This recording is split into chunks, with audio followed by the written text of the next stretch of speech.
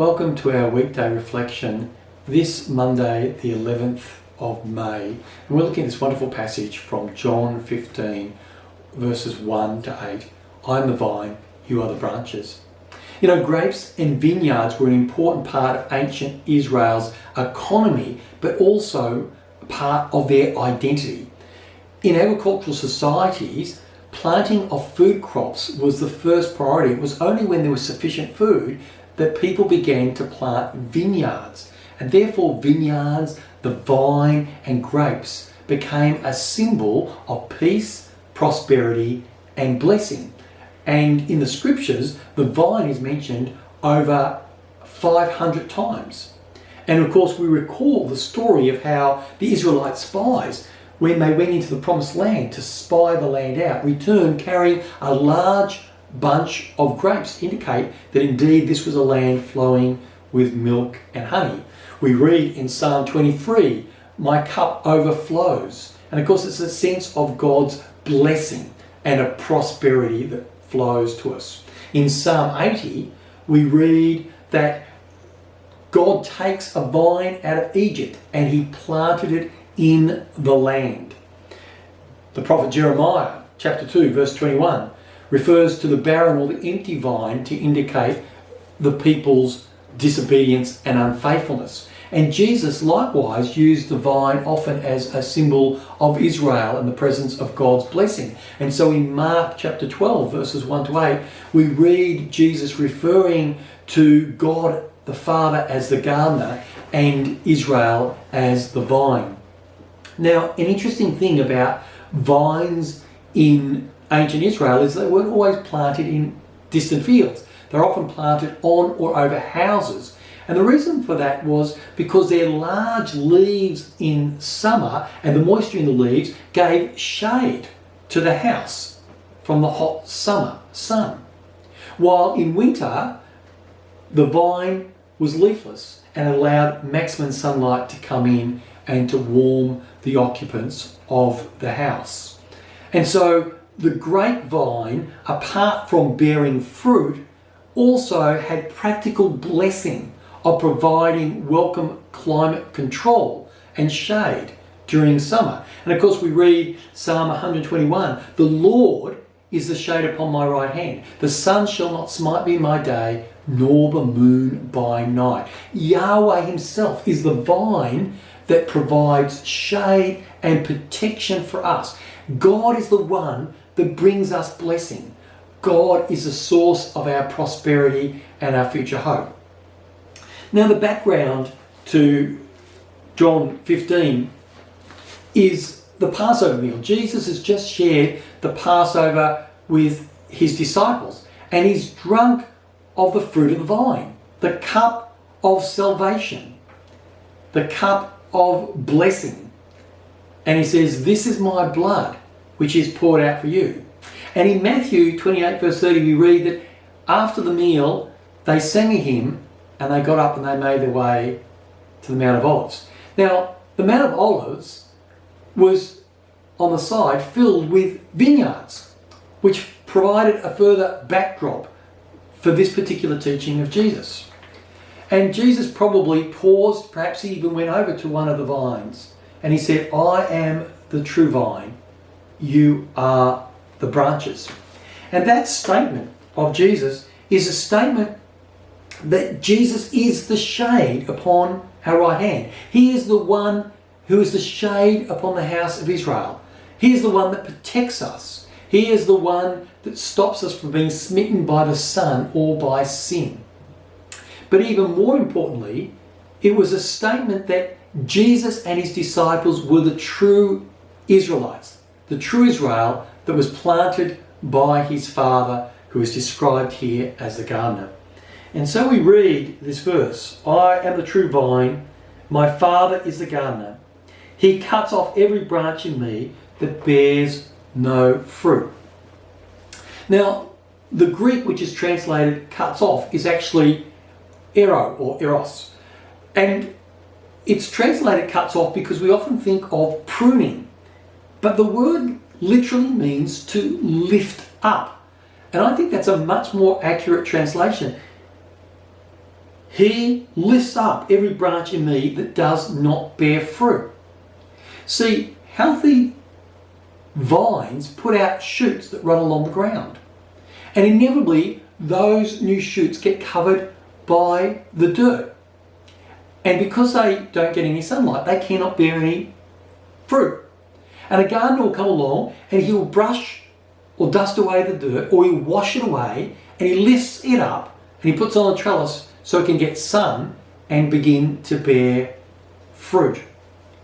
And throughout John's Gospel, Jesus is the one, we are told, who comes to wash away our sin, the one that lifts us up out of the dirt of this world. That we are told that Jesus, in fact, is the light of the world.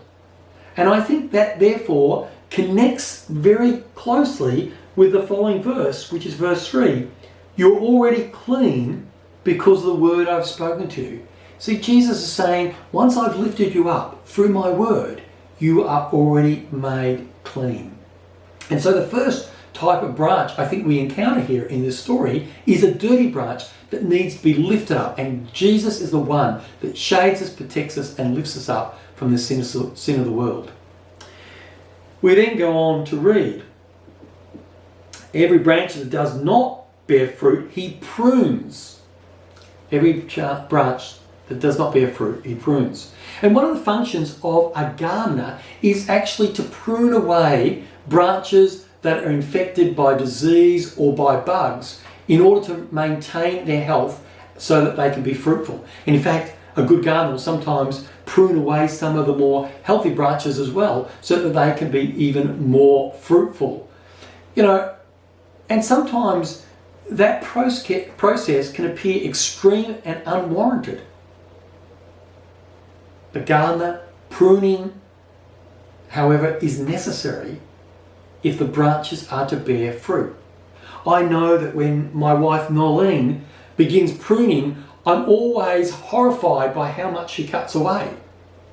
And yet year in and year out, those plants and trees she's pruned come back looking healthier than ever. In Hebrews 12 verse 11, we read these words. No discipline seems pleasant at the time, but is painful. Later on, however, it produces a harvest of righteousness and peace for those who have been trained by it. No discipline appears pleasant at the time. No pruning appears pleasant at the time. It is painful, but later on it produces a harvest of righteousness. God sometimes removes from us things in our lives that we don't want removed. Sometimes it appears drastic and unnecessary. And when it occurs, we often ask God why He is doing this, why He allows it to happen. But God knows what He's doing.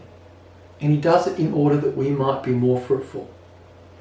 And one of the interesting things I think about pruning is that sometimes after a plant has been pruned, its branches look dead. And they can look that way for several months before they sprout new shoots and they begin to bear fruit. And sometimes in our lives, things are removed from us and we feel empty and we feel dead and we feel as if there's no life left. But God will produce new fruit and there will be new branches. And so God lifts up dirty branches and He prunes diseased branches. But then we come across a third type of branch, a disconnected branch. And we pick this up in verse 5. I am the vine, you are the branches. If you remain in me and I in you, you will bear much fruit. Apart from me, you can do nothing. Now, do you notice that the imperative to remain in God rests with us? What we're being told here is not that God cuts us off, but sometimes we disconnect or cut ourselves off from God. And there are lots of things in life that disconnect us. It's like the seed that grows up, but the weeds, the concerns of the world choke it. And there are many things that choke us and disconnect us from God and cause us to fall away. And so we're cut off from the life-giving Spirit of God, and we can bear no fruit on our own. In Hampton Court, England, there is a vine that is over 1,000 years old. It's got branches that spread in either direction over 1,000 metres in length. In other words, if that vine were in the middle of the MCG, its branches would almost reach from one side of the ground to the other. And despite the fact that it is 1,000 years old and its branches, some of its branches are 200 metres from one another, it continues year in and year out to produce several tons of sweet, delicious fruit because it is connected to the stem. And we sometimes think that because we are quite close to the centre of activities in the church that we will bear more fruit, or we can't be disconnected. And nothing could be further from the truth. The moment we are disconnected, no matter how close or how distant we are, we cannot bear fruit. And no matter how far we may appear from God, as long as we are being true to Him and we're connected to Him, we will indeed bear fruit. In verse 6, we read these words: "If you do not remain in me, you are like the branch that is thrown away and withers. Such branches are picked up and thrown into the fire and burned." You know, I heard this story of a young man who came from a remote African village, and he travelled to the city for the first time, and he was overwhelmed by what he saw. But the thing that amazed him most was lighting. In the village that he came from, there were no lights, and so he packed his bag full of light bulbs and light sockets and switches, and he returned to the village and he set the lights up all around his house and his neighbours' trees. And everyone in the village came out to see what he was doing, and they were curious, and they asked him what he was doing, and he simply smiled and told them to wait until night time and they would see. And when night time came, he flicked the switch, and of course nothing happened because no one had bothered to tell him about electricity. See, all these light bulbs, these sockets and switches, in and of themselves had no power, because they were disconnected from the source of power itself. And the same is true when we're disconnected from God. We have no power in us. You know, during this period of COVID-19, it's very easy for us to become disconnected from God, disconnected from other people. Sometimes when there's tragedies in our life, we feel disconnected. And it's really important that we actually remain connected to God. And so there are three types of branches here. There is the dirty branch that needs to be lifted up. There is a diseased branch that needs to be pruned. And there is a disconnected branch that needs to be grafted back in to the vine. And if you are a dirty branch, then I encourage you to seek out one of the ministry team from our church or a Christian friend who can tell you about God's love and grace and forgiveness and reconciliation so that you and your life can be transformed. If you are a diseased branch and you're going through a period where you feel that there are things being cut off, unnecessarily, then may I encourage you to maintain your prayer life and the reading of Scripture, knowing that in time there will be new fruit, there will be new branches sprout forth, and there will be new opportunities. And if you are a disconnected branch, then I encourage you to seek out a Christian friend who can help you be grafted back into the life of the church and a relationship with God. And so, as we close our little reflection on this passage, Jesus is the vine, we are the branches. May we be true to the vine, may we stay connected, and may we bear much fruit to His praise and glory.